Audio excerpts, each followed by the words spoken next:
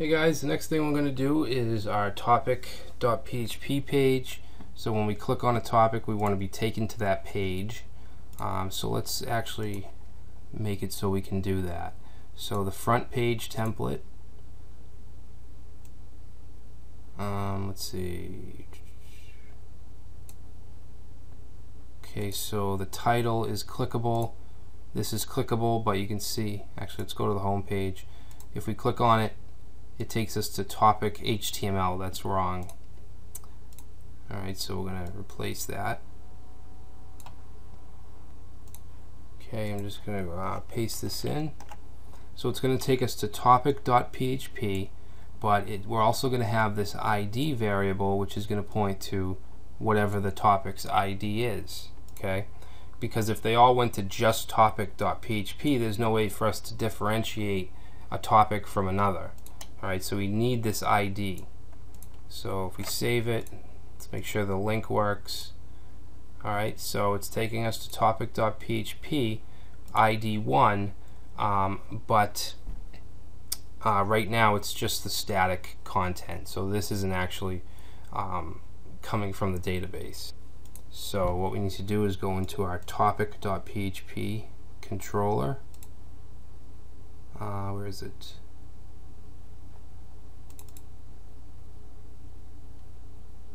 Right here, topic. Alright, so we first need to create a topic object, just like we've been doing. Now, what's different with this page is we need to get that ID. Alright, so if we get, we're just going to assign it to topic ID. This right here is actually going to get whatever number is here. Alright. Alright, and we want to set some template variables. Alright, so the first one is going to go to the topic class and use the method getTopic. Alright, so we got to create that. So let's go to our topic class, and let's just go to the bottom here.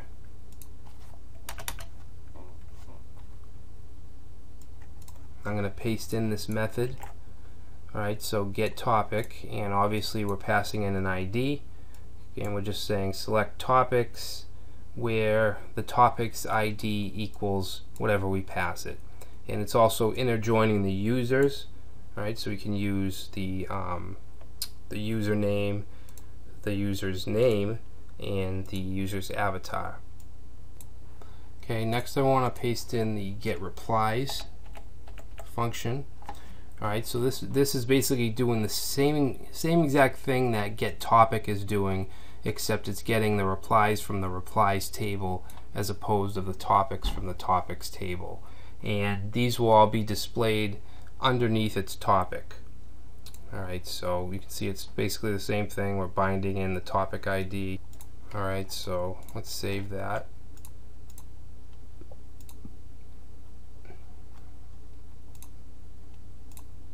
Alright, so what we need to do now is our topic PHP template. Alright, so right now it still has all that static stuff. So let's go into that, which is right here. And the main topic goes from here, from this li tag down to this one. Alright, so we want to replace that with dynamic content. So I'm going to just paste that in. Alright, so same classes and everything. All that was replaced is things like the user's name. We have a link to the user's avatar. Let's see, posts. We have the user post count function, which is coming from, I believe it's the DB helper. So let's create that real quick. If we go to DB helper and paste that in.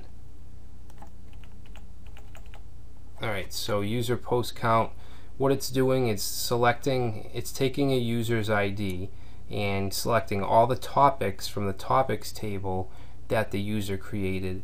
Then down here it's taking all the replies from the replies table that the user created, and then it's returning the topics plus the replies, and it's returning that number.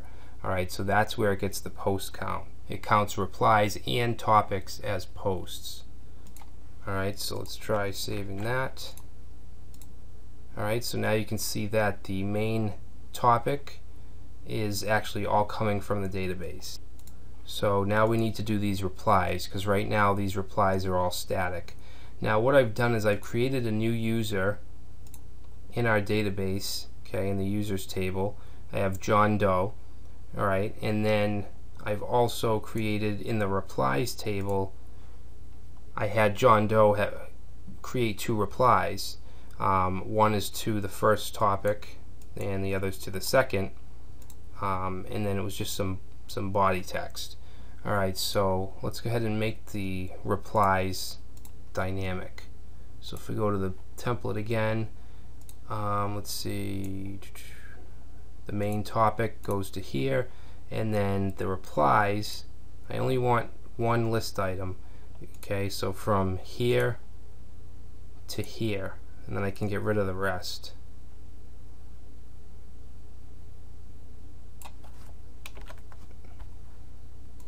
And now I'm just going to replace this with dynamic content.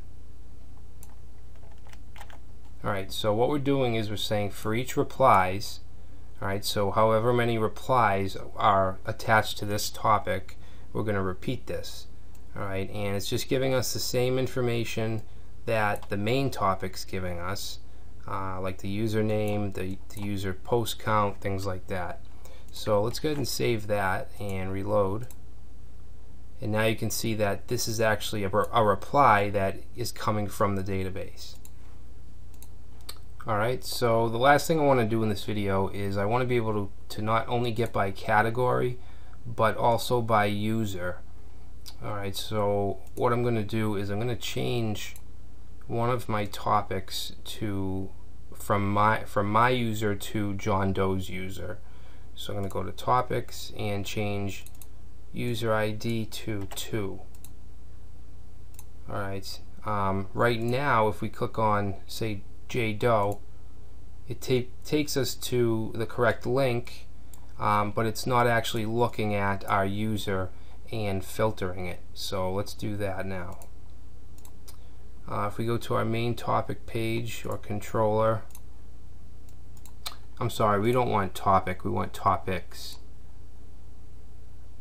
which I don't think I have open.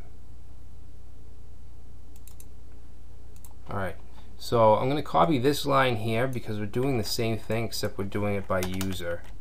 Alright, so we're going to say get user from URL. So user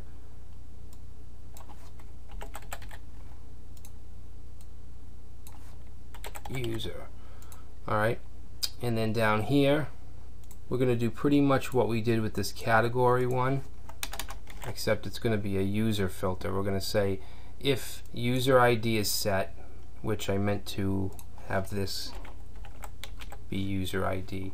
So if that's set, if it's found in the URL, then our topics are going to come from the get by user function. Alright.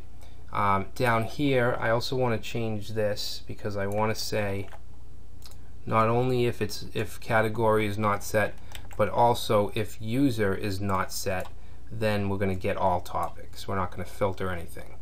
Alright, so what we need to do now is just create this get by user in the topic class. Okay, so I'll go up by the get by category.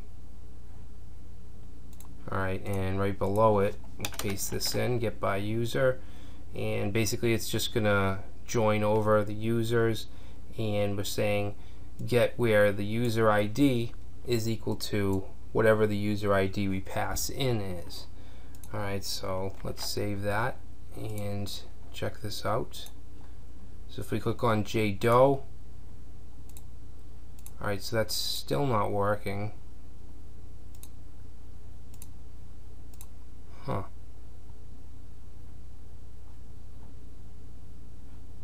Okay, so if we look at the link, it says user ID, actually user equals 2. So